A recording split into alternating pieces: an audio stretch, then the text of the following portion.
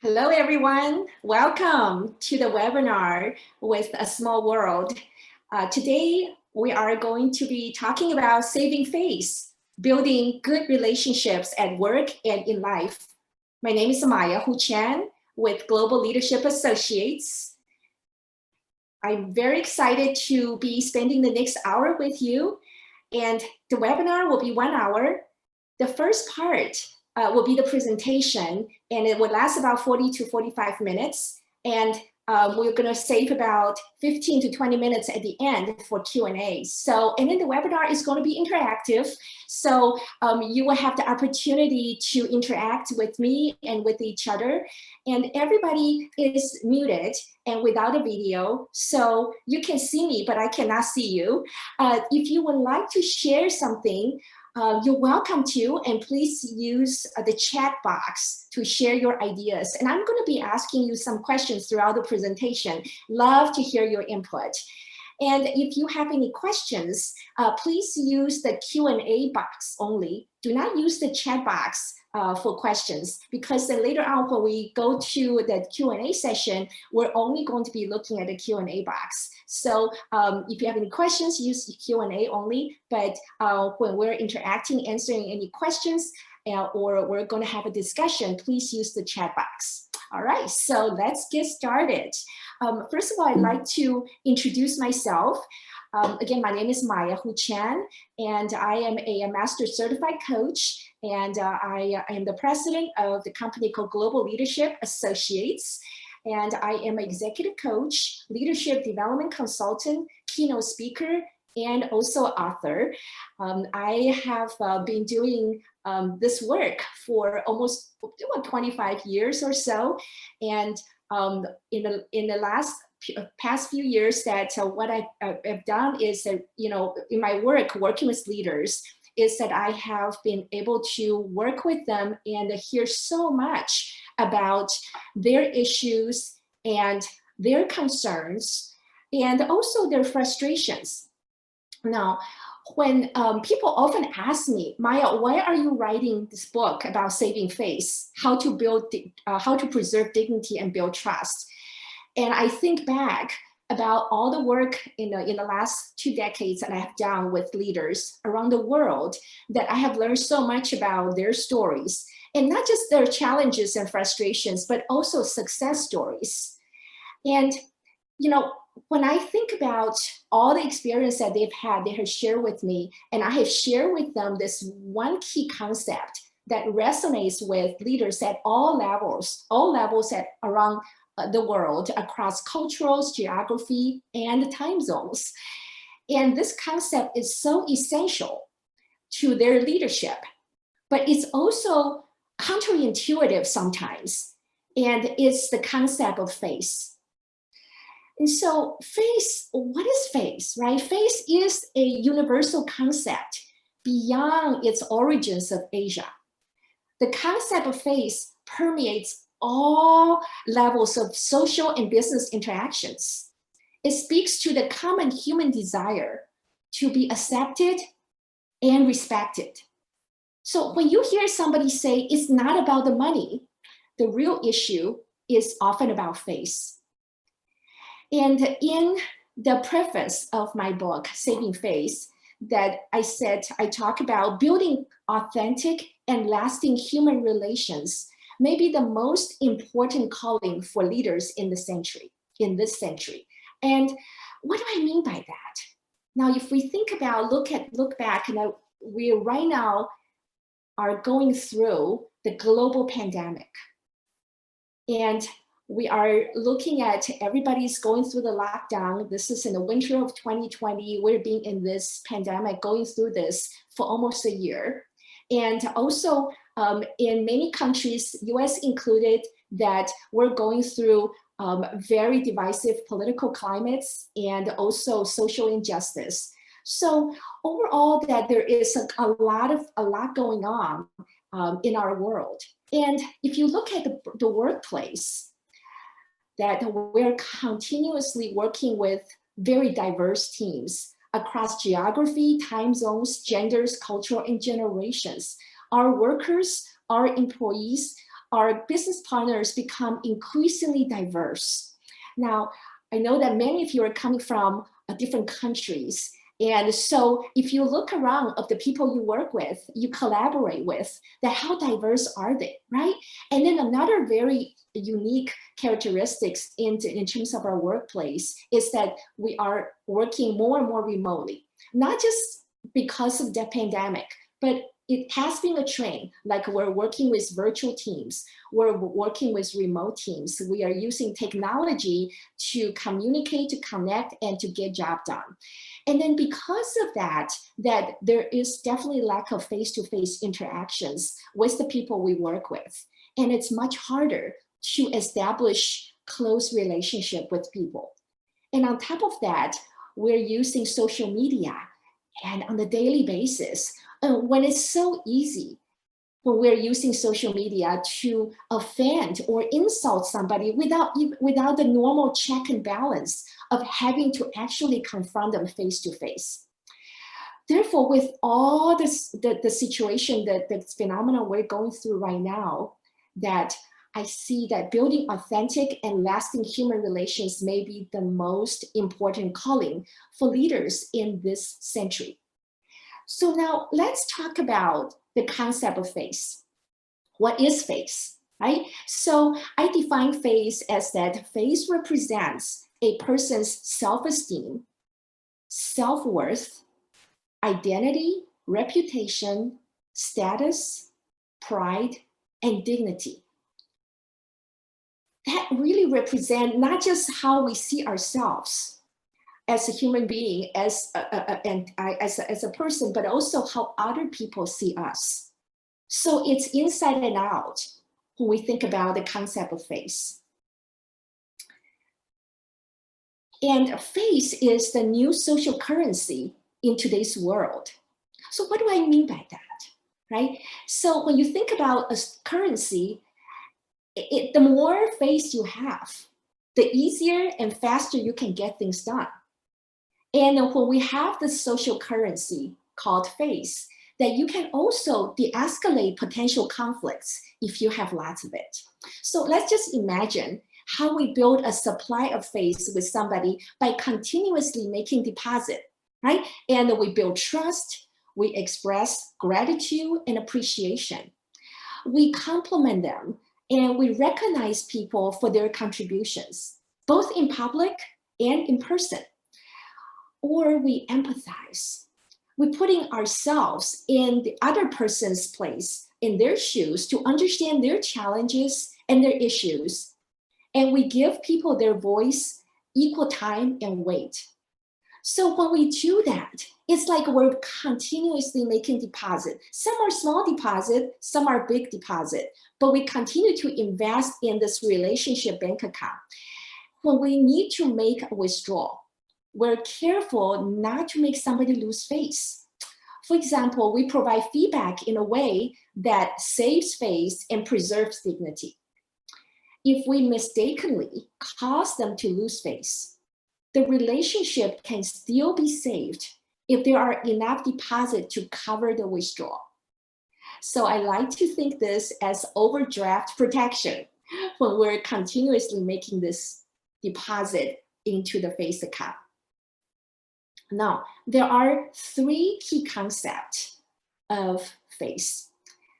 It's number one is honoring face. Number two is losing face. That's something we wanted to avoid. And number three is saving face. And when you do those three things combined, if you do them well, then you will be able to build solid, lasting, authentic relationship, both at work and in personal life. So let's first take a look at the first concept, honoring face.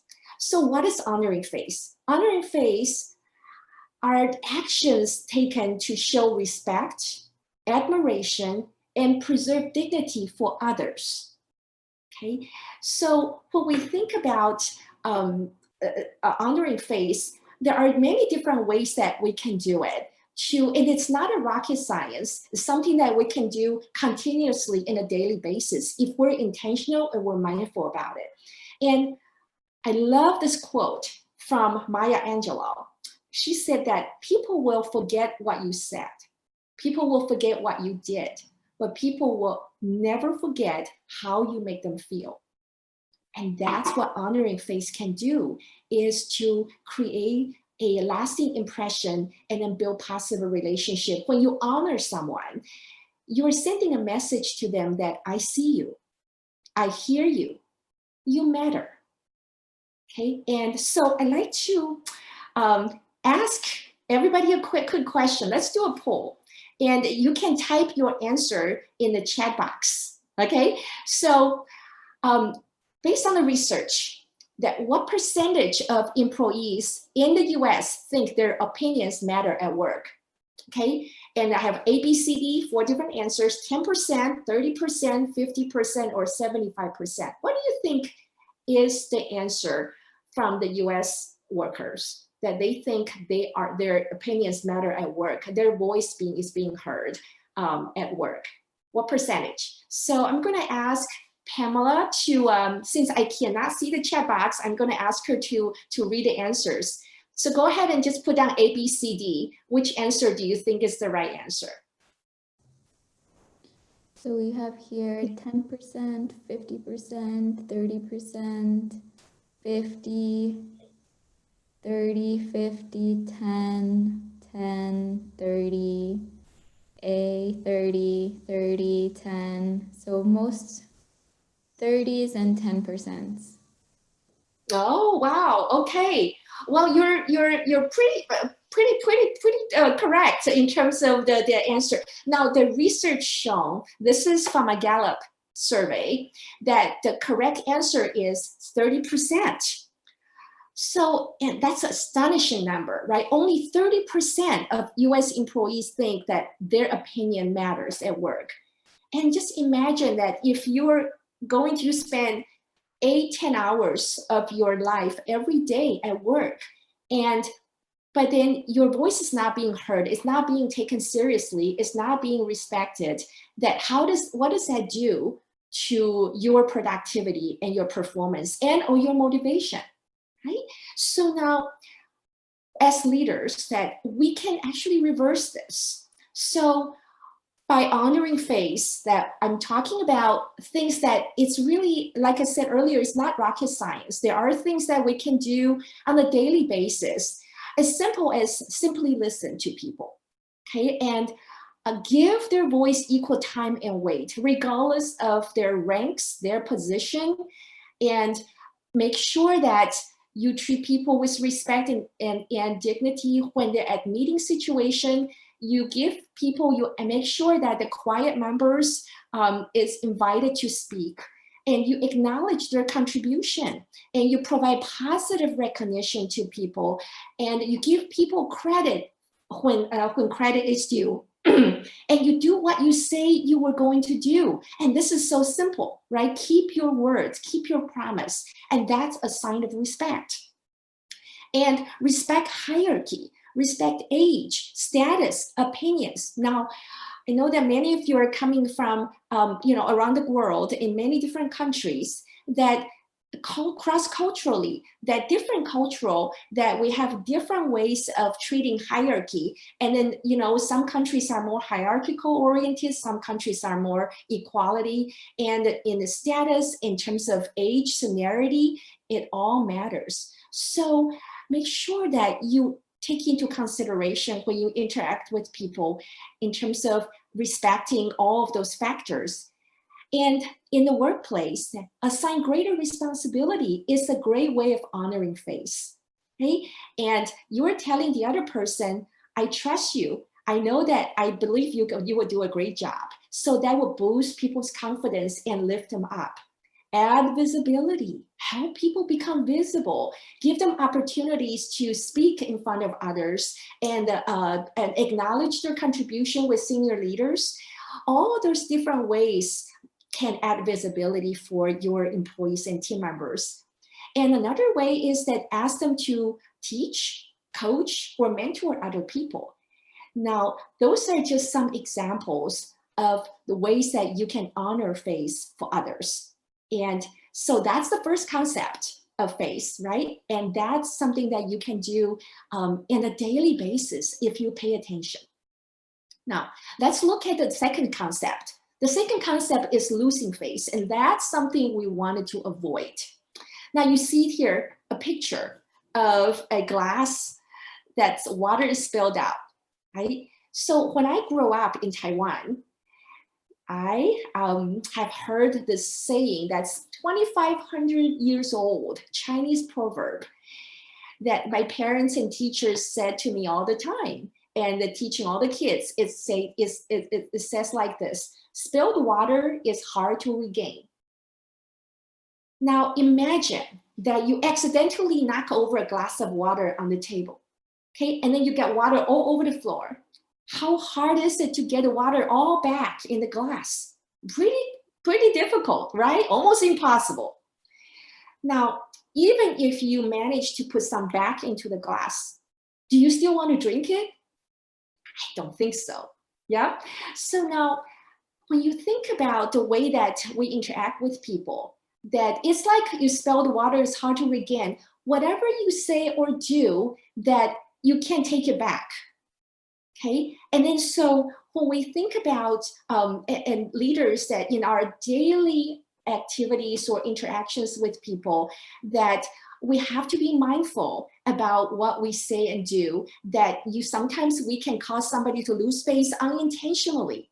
So what is losing face? Okay, so losing face describe conditions where people ultimately feel devalued, humiliated, or unappreciated. Losing face happens when something or someone provokes shame, fear, vulnerability, and a wide range of negative emotions. And when we do that, it's like a spilled water. You can't take it back. And sometimes it can actually damage the relationship permanently.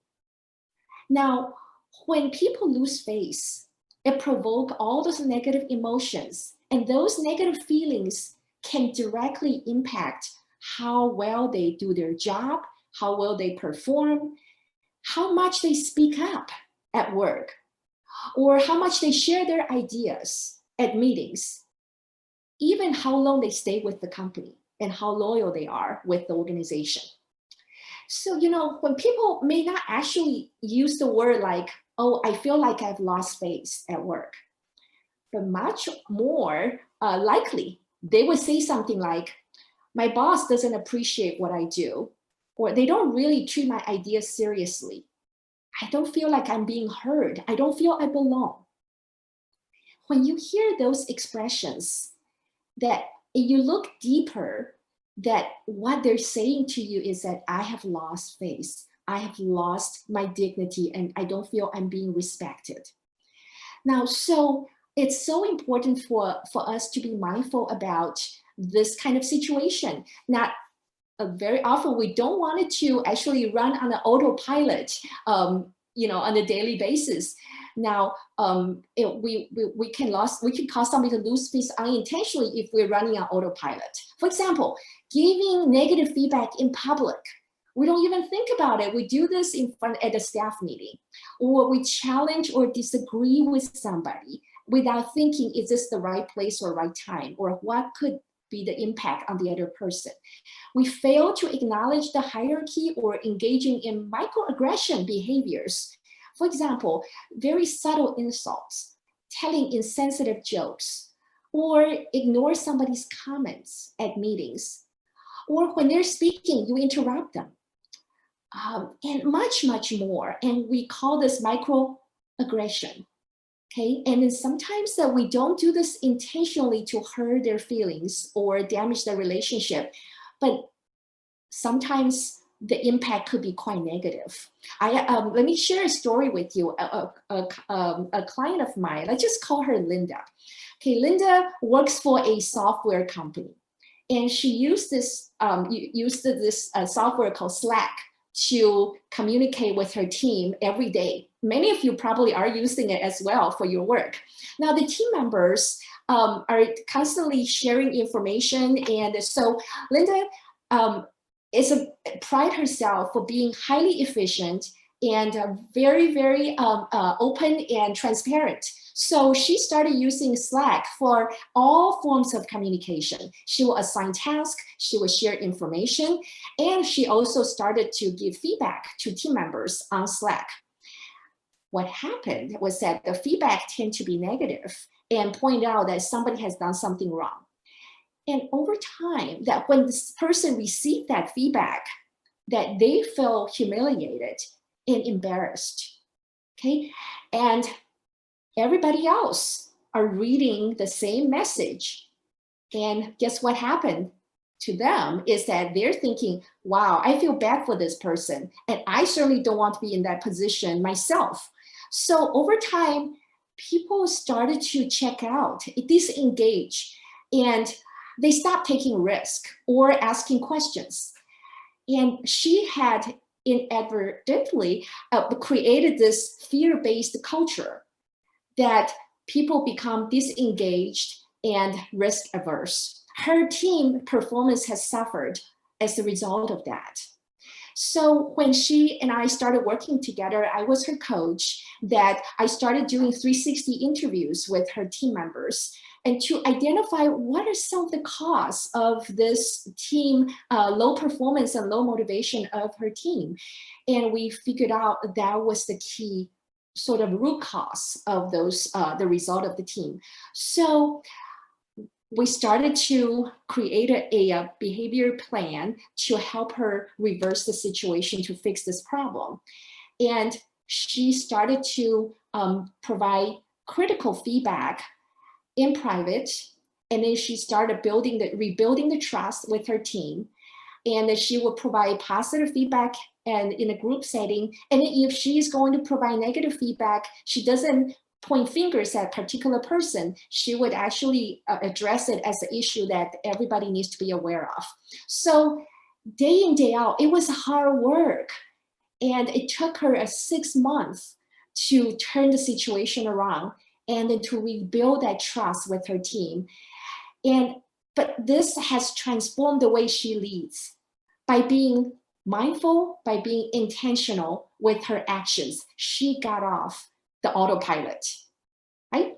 So now let's, I have another question for you now. Have you ever caused someone to lose face unintentionally? Or perhaps you have witnessed someone losing face in public. Now, I'd like you to share that. Please share that in the chat box. Now, what happened? Give us sort of a high-level description about, have you done this unintentionally?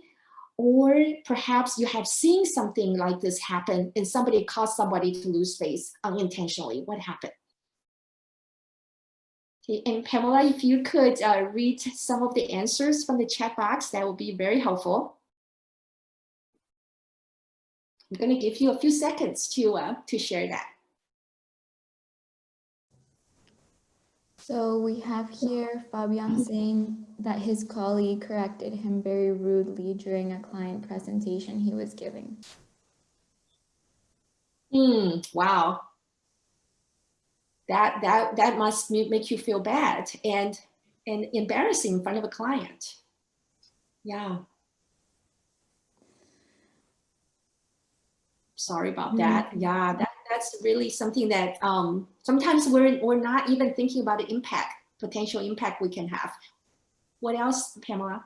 Alicia witnessed a lady who was hurt left the company by putting herself in sick leave for months on purpose. AC wow. thinks many people as well as brands are worried about losing face on social media, the new crisis media. Elena says herself, she was bullied and went into a horrible mediation meeting. Nick says never, deliberately lowering one's standards to put down another hasn't happened yet. Yes. Absolutely. And you know, when we put ourselves in the other person's shoes before we say or do something, whether it's on social media or do this on the Slack or email, that sometimes people are less sensitive when we don't see that person face to face. If you actually have to deliver the message in person, that people tend to be much more aware and careful about what they say because that they have the person in front of them. But when we started using social media or technology to communicate, the bullying happen, and sometimes people are not as considerate or sensitive about the impact on the other person. So that's something that we all have to be aware of. And then knowing that the impact is actually sometimes even more harsh than doing this face to face, because then there's no chance for the person to sometimes it can be taken so harsh that, and also is being exposed with other people as well, particularly in a work situation. So now, thank you for sharing those examples. Now, let's talk about the third concept. The third concept is called saving face. Okay, so saving face is the authentic and intentional act of turning around a situation to prevent the loss of respect or dignity for all parties involved for a positive outcome. Okay, so in reality, that we often have to deliver bad news, or we have to point out something was not right and provide negative feedback. And that's inevitable, and that's also a leader's job to do that. So we certainly wanted to make sure that, you know, we're not so careful that we stop providing constructive feedback. But what can we do to deliver the feedback, hold people accountable at the same time that we help the other person preserve dignity, and then build lasting relationship with other person, with between you and the other person? It's about saving face. Okay, so let me share a story of a saving face. That's one of my favorite stories a client of mine actually has shared with me. So let's just call this person Jeff. Okay, so Jeff was the finance director of a global company. Jeff was facing a big crisis. Under his watch, a frontline employee had stolen over $100,000 in an 8-month period.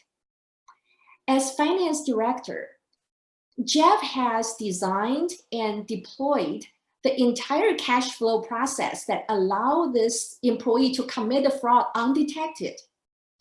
It was a high-profile case, and it was discussed not only in the security meetings, but also spread quickly throughout the entire company. So when the theft was revealed, and the scoop of it, the scope of it ballooned with each day of the investigation, Jeff felt entirely victimized and responsible for the situation. It was an example of losing face. So very soon, the company's COO planned a meeting with Jeff and his team. The stress consumed Jeff. He lost weight, he couldn't sleep for days, and he developed a bad rash. And he felt like a dead man walking. Well, when the day finally arrived, the team waited nervously in a conference room. And the COO walked in. He just actually flew in from Germany. And then he walked in, and Jeff's dread and anxiety was impossible to ignore. The COO broke the tension with just one sentence. He said, "I don't care about the theft." He continued to say that theft is unavoidable, whether one runs a hot dog stand or a multinational company. The company was insured and would be made whole. And the COO said, "I only want to know that you plan to review the process and fix it. And you seem well on your way from what I can see." Jeff's demeanor immediately brightened. For the rest of the meeting, Jeff and his team focused on problem solving, and he returned to his job with renewed energy. The COO has saved his face. So now, how did the COO do it? Number one, he created psychological safety while holding Jeff accountable. So he didn't let him off the hook, right? He held him accountable, and he made sure that Jeff knows that he is responsible for fixing this problem. But then he also created psychological safety so that he and his team can focus their energy in solving the problem. He was kind and firm at the same time. He chose his words carefully. He showed humility and emotional intelligence when dealing with an emotionally delicate situation. He helped Jeff overcome shame and embarrassment quickly and refocus his energy on solving the problem and moving forward. He sent a clear message to Jeff: I trust you. I have confidence in you to do the right thing. And that is saving face. So now, I'd like you to think about your own experience. Okay, has someone ever helped you save face? Okay, what happened? How did that make you feel? And how did you feel about that person? Okay, and how did that change your relationship with that person when somebody helped you save face? Please type in the answer in the chat box. Give us some examples. I think that this is something that we have all experienced. It could be, in personal life or at work situation, that somebody actually help you save face by turning a potentially embarrassing or humiliating situation into something that's safe, but then you are still able to do your work and perform, but without public humiliation. What happened? Love to hear from you. So Pamela, if you can read some of the answers, that would be great. So the first answer from Fabian, he says that his colleague helped him save face in front of his boss, and now they are close friends. Yeah, because you know that this is someone that you can trust, right? And he has your back, or she. Nick says that it depends on the scenario. Waiting for some more answers.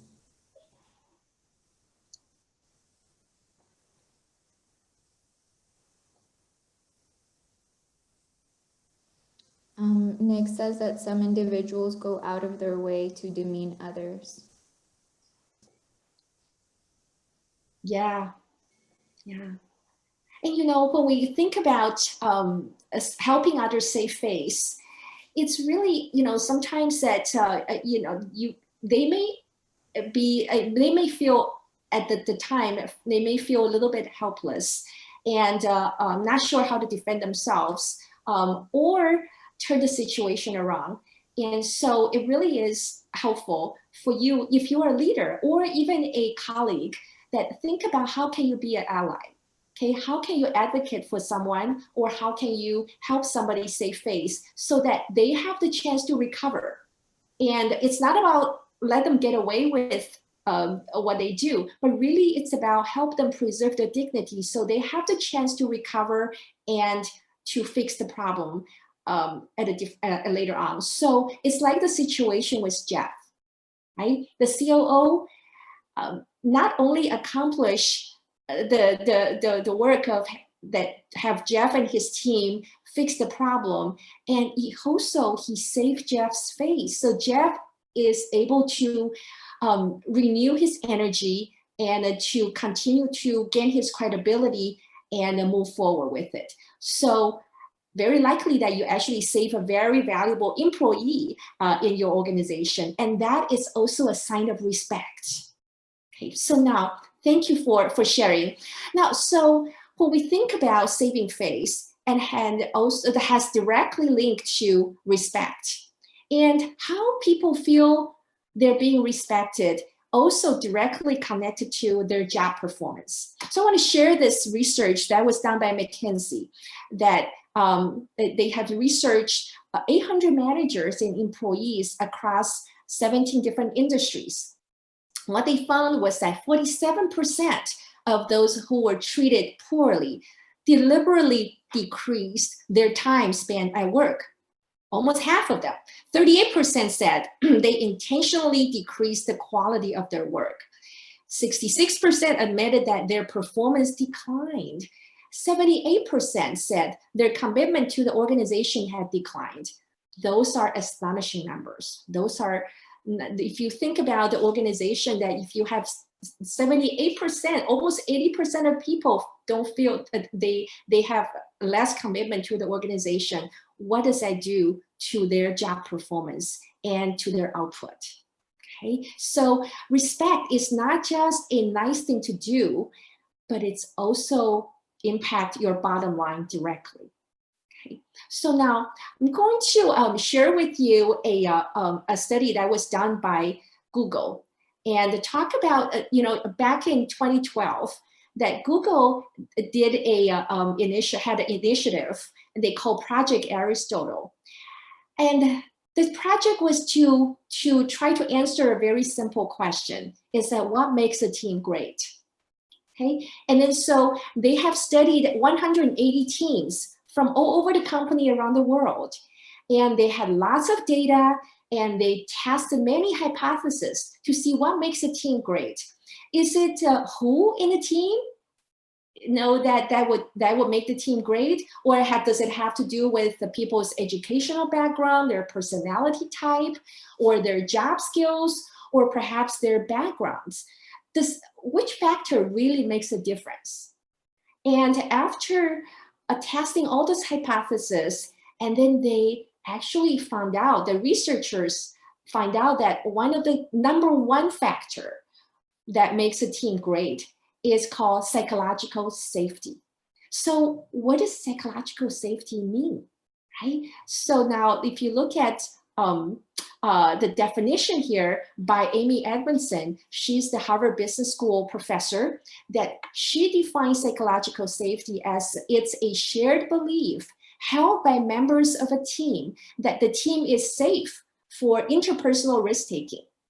Psychological safety is a sense of confidence that the team will not embarrass, reject, or punish someone for speaking up.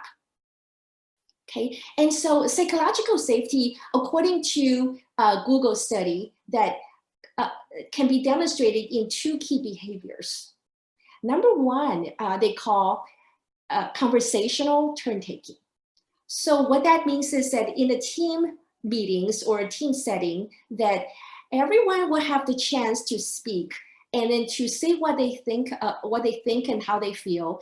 And at the end of a meeting, that nobody actually feel like they hold back on anything in their mind, and then they feel free to express their opinions. And also everyone has roughly the same amount of time to communicate and to share their idea, to speak. So you don't see one or two people dominate the meeting. So that's the first behavior, is conversational turn-taking. The second behavior is they all have high social sensitivity. So people in a psychological safe environment, they pay attention to the impact of their words, of their actions, and they look at the reactions that other people have within the team setting. So they're sensitive to some of the physical, verbal, nonverbal cues, and then to make sure that they continue to demonstrate respect with each other while getting the job done and creating this psychological safe environment. So those are the two behaviors that Google has found that to really help building a psychological safe environment. So what happened when people don't feel safe? Okay, when we don't feel safe, we tend to have three different reactions. Okay, so we either we fight back, or we flight, we run away, or the third reaction is actually most common in the workplace. It's called freeze. So when people freeze, it's that they become very quiet, they don't say anything, and they don't contribute, they don't ask questions, they don't share their ideas, and then sometimes they withdraw and check out, and they disengage. So when you have people in your team that demonstrate those behaviors, that you need to ask yourself, what's happening here? that why are people reacting this way? Is it perhaps because they don't feel safe? And it is so important though to think about what is the opposite. When people feel safe, what happens? Well, it's a completely different scenario. When we feel safe, we're more relaxed, we're more energized, and we also feel we're being heard, and we feel we belong and not just fitting in. We feel we're accepted, respected, and valued. And when people feel this way, they show up very differently. They have a very different way of in terms of their behaviors. They're more free to express their thoughts and feelings, and they're more engaged, and people laugh more, right? They joke around, and they're more relaxed, and they trust each other. They take risk, and they tend to be more creative, and they feel empowered to take actions. And then the last point here is so crucial, is that they focus their energy on collective goals and problem solving, problem prevention, rather than self-protection. It takes a lot of energy for self-protection. If you're free of that, then people tend to focus their energy on doing their best work. Okay, so now, how do leaders create psychological safety? What can we do to help create psychological safety? There are three things I will recommend. Number one is lead by example. Okay, so be the first one to show humility and vulnerability. Okay, as a leader, that you don't have to have all the answers. You don't have to be right all the time. Okay, ask questions and show interest in the work and knowledge of others. Ask for feedback and acknowledge criticism when it's appropriate. And if you're wrong, admit you're wrong. Okay, so to create this culture of psychological safety, you have to lead by example. You have to actually demonstrate vulnerability and humility and emotional intelligence. So you need to lead by example. That's number one. Number two is to get everyone involved, okay, and demonstrate inclusive behaviors. Like I talked about earlier, that to make sure that you make sure everybody at the meeting had opportunity to speak up and being heard, and nobody's being cut off. And you also wanted to invite people to speak if they have been quiet, and ask people not to hold back or edit their thoughts. Give them permission to participate and share their ideas. Ask team members to give their peers a chance to be fully heard. So make sure that the conversation is broader and deeper when everybody's involved and feel safe enough to share their minds. Now, the third point here to create psychological safety is to master the art of honoring and saving face. Okay, so that you continue to lift people up and build their confidence, and listen to them and invite them to participate and value their contributions. And also, when there's a potentially sensitive situation, that you know how to manage it. You get off the autopilot and have your human antenna up. So what I mean by human antenna is that, imagine that we have this antenna on our head, right? In the old days, when we used the old radio, that we have to literally manually raise the antenna. If the antenna was down, what happened? You can't hear anything, right? Or sometimes you hear a lot of static. But if you actually raise the antenna all the way up, all of a sudden that you're receiving the signals from all different directions, lots of signals, so you can hear the music on the radio, or you can hear what people are saying and talking. So become very clear. So when we're interacting with others, we wanted to raise our human antenna to continue to be aware of those interactions and potentially embarrassing or uncomfortable situation. You can still have difficult conversations, but you think before you speak, and then you are kind and firm at the same time, and then you are balancing psychological safety and accountability. So now with that, I'd like to share with you a quick model. It's called AAA model. And that's, I have a couple different models in my book, but this is a one that's very easy to apply. And it's something that I think people can use in all situations. So the AAA model has 3 A's. It's an acronym, obviously. So the first A is aware. Okay. Now, let me back up and then share and let you know what is a AAA model is for. Okay, so today's leaders need to attract, retain, and motivate team members and employees and build strong relationships across distance, time zones, and cultural differences. And leaders must move in many circles. You have to think in many styles, and you have to be intentional with your actions. And you have to create and develop cultural agility. Okay, and then so in order to create that cultural agility, you have to, those are the 3 steps that you can do on a daily basis. Number 1 is aware. So be aware of your own assumptions, your behaviors, and your bias. Now, think about the impact that your words and actions may have on other people, and raise that awareness, and you know your audience.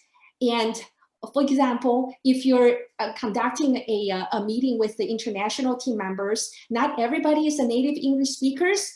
You wanted to try to reduce or eliminate some of the acronyms or slangs and idioms. For example, Americans, we often say, oh, use the sports related acronym like, oh, we just hit a home run, or what a catch-22 situation, or that's just a piece of cake. Those expressions may or may not be interpreted or understood in a global audience. So number 1 is be aware of your own actions and your own behaviors and your bias and assumptions. The next step is acquire, right? So acquire is to seek to understand the other person's frame of reference. Put yourself in their shoes. Raise your antenna, right? And to acquire information, to seek to understand, to really listen. Now, the third A is adapt. So adapt your behaviors, take the thoughtful action to produce positive outcome for everybody involved, okay? And so those 3 steps is that first you have awareness, and then you acquire from the other person's perspective, and then you bridge the gap and adapt your behaviors. And that's the 3 step I call AAA model, and it can work really, really well. And whether you're working with someone from a different cultural or different generation, or somebody within the same country, even same company, but you may have a different perspective and things, that this AAA model can really serve as a good reminder.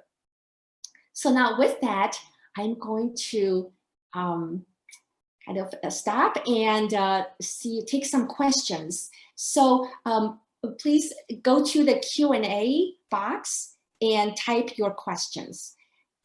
Okay, and we have about 10 minutes to answer your questions, and I'm going to stop sharing and then go to the box. Okay, so I see there's a lot of wonderful comments here, and I'm going to open up the Q&A now.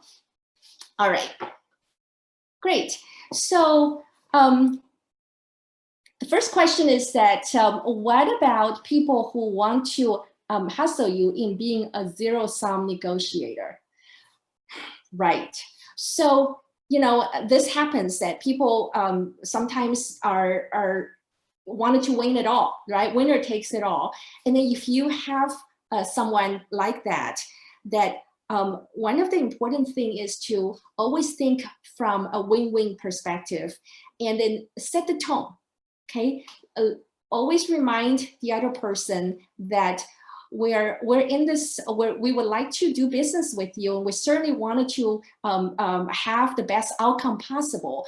Now let's think about what can we do so that we can both we can both win. Okay, so then it set the tone and continue to remind the other person that's where you're coming from.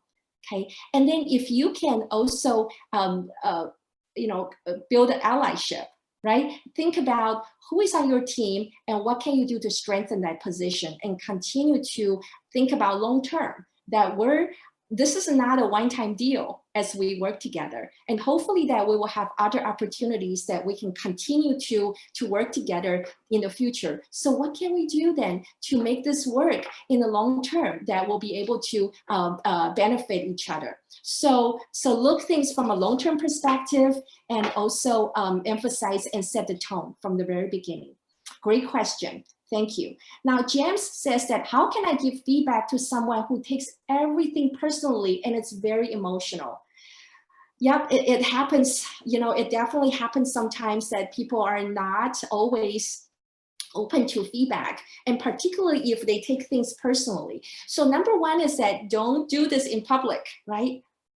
Always do this in private. And if you're already doing that, think about that. There's 3 different ways that you can give feedback, 3 different styles. The first style, it's called straight talk. Okay, so straight talk is that we provide feedback. We say what needs to be said to the right person at the right time, at the right place, accurately, respectfully, and clearly. So let me kind of go back and then deconstruct this definition of what straight talk means. So you want to make sure that you say that you give the feedback to the right person. You don't talk around that person. You have a one-on-one situation, you sit them down, and then you said, I'd like to have a discussion with you about this situation. And then you also want to make sure it's the right place. You don't do this in a staff meeting or in a hallway, but ask them if you can have a closed door, behind the door meeting, one-on-one with them. And is this the right time? Are they in the right mood, and then are they prepared? Are they calm? So make sure that you check all those boxes. And then you also want to make sure that the message you conveyed is accurate. So you don't want to make a general statement about, oh, you're always late, or I just don't think you're very reliable. When you use those kind of phrases, that you're attacking the other person's character, you put a label on them, and that simply is not fair. So being accurate, meaning that you actually want to provide some proof, some data or facts to back it up. And you want to do so clearly. So state your points clearly. And then you also want it to be respectful. Now, respectful meaning that, it's not about treat others as you would like to be treated. Now you see that that's the golden rule, right? Now, there is a platinum rule. It says that treat others as they would like to be treated. Okay, so if the other person prefer that you're providing positive feedback first and then negative feedback, and you'll be able to present more facts-based, then go ahead and do it that way. And then if the other person really prefer get right to the point and let's just deal with the facts, then you can be more direct. And you also want to consider the relationship you have with the other person, that you have trust, okay? And do you have any bias against this person? So always be mindful about that. So let me repeat that the straight talk, this is actually in my book, is that straight talk is to say what needs to be said to the right person at the right time, at the right place, respectfully, accurately, and clearly. And then there are 2 other ways that I would not recommend that people very often use to give feedback. The second way is called blunt talk. So blunt talk is that you basically dump everything on the other person. You're not considerate. Is this the right person, right time, right place? And you also don't think about if this is respectful, accurate, or clear, right? And you're frustrated, you're fed up, you just want to dump it on the other person, get it off your chest. And we call that blunt talk. What happens is that when you do that kind of blunt talk, very often the other person feels being attacked, and then they become defensive, and they either fight or flight or freeze. So that's not effective. Okay? And then the third way is called safe talk. So what safe talk means is that, you're so careful, you dance around the issue that you don't actually address what's really happening. And so the person walk away not understanding what you're trying to tell them. Maybe they just didn't get the message. So safe talk is equally ineffective. Okay, so when we think about those three different styles, that straight talk really is something that I would suggest you do. And to continue to remind ourselves that to follow those principles. And, I know somebody is very sensitive and that they may, if they're emotional, but you really do need to help them focus on the issue at hand. And if you follow straight talk, and I think it tend to work much, much better. Good luck. Let me look at the next question here. Fabian says, a colleague embarrassed me in front of my boss. I confronted him about it, but he doesn't understand. What can I do so it doesn't happen again? Okay, so this is something that that's too bad that you already provide that feedback and talk to that person. Now, I would ask that person to put himself in your position and then to think about how he would feel if you have done the same thing to him. Okay, and hopefully that over time, after that conversation, they would think twice before they embarrass you in front of your boss. Okay, and sometimes that you may also want to consider asking him that if he has any complaint or criticism, that talk to you first before bring it up to their boss. And that way that you would appreciate that heads up and you'll have the opportunity to fix the problem. And so, if you can come to some kind of agreement and ask the other person to cooperate with you, then hopefully that you can avoid this from happening again. Okay, thank you, great question. The next one is that how to win jealous colleagues at work, especially those backstabbing. Yeah, well, this is happening, in a workplace very often that, there's jealousy involved. And and I would say when you are working in a situation like this, that when you have people who are very jealous of you, and one thing that you may want to do is to think about, put yourself again in their position, and put yourself in their position and say, why are they doing this? Okay, back to the AAA model, right? And think about, this is my experience, this is my bias, and perhaps, or are they really jealous of me? Or is there something else that I have done to create some of the harsh feelings?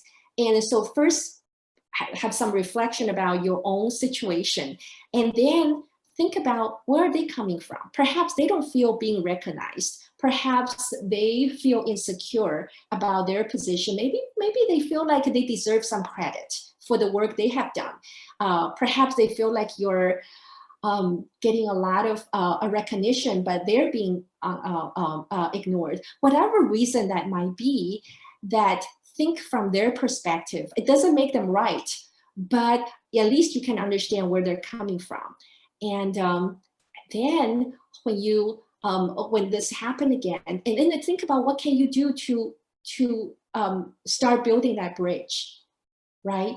And whether it's to think of ways to give them some visibility or work with them, collaborate with them, and so they will get some recognition. So whatever it is, it really is something that you wanted to put yourself in their position to understand where they're coming from. And then again, there are things that you can do to change, but there are things, it's beyond your control. But if you can see that, do your part, right? And then there's no regret. All right, thank you for that question. And the next one, how can you save face after making a mistake? Okay, now, so, we all make mistakes. Everybody, we all do. Nobody is perfect. So one thing that I have seen leaders they're doing such a good job that if they make a mistake and then the best thing is to actually admit that this is what you've done. And then you actually earn more respect from other people than trying to cover it up. So when we think about saving face, it's really about saving face for other people. It's not so much about saving face for yourself. If you save face for yourself and then you're trying to cover up, everybody can see it. You actually lose more credibility that way. So being a courageous leader is about saving dignity for others, and then also admit that you've done something wrong, and people actually will have more respect for you.